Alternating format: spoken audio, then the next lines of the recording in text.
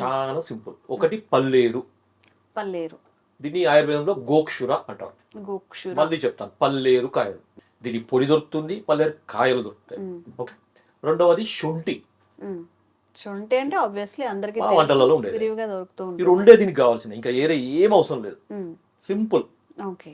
సరే, ఈ రెండింటిని ఎట్లా వాడాలి అంటే, ఒక టీ స్పూన్ అనుకోండి, ఒక టీ స్పూన్ కానీ ఒక అర టీ స్పూన్ కానీ శొంఠి పొడి, ఒక అర టీ స్పూన్ పల్లేరుకాయల పొడి.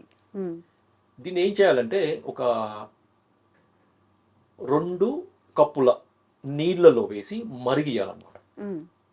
2 కప్పుల నీళ్ళు అనేవి అరకప్పు అయ్యే వరకు మరగబెట్టాలి. మనం ఎంతైతే వాటర్ తీసుకున్నామో దానికి 4, దాంట్లో పావు అనమాట. పావు అయిపోవాలి. చతుర్భాగ కషాయం అంటారు అనమాట. ఓకే. అంటే 4 రెట్లు పావు రెట్లు పావు కావాలన్నమాట. ఓకే.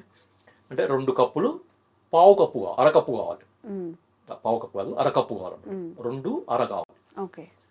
వడపోసిన తర్వాత తాగగలిగేంత వేడి ఉన్నప్పుడు తాగండి.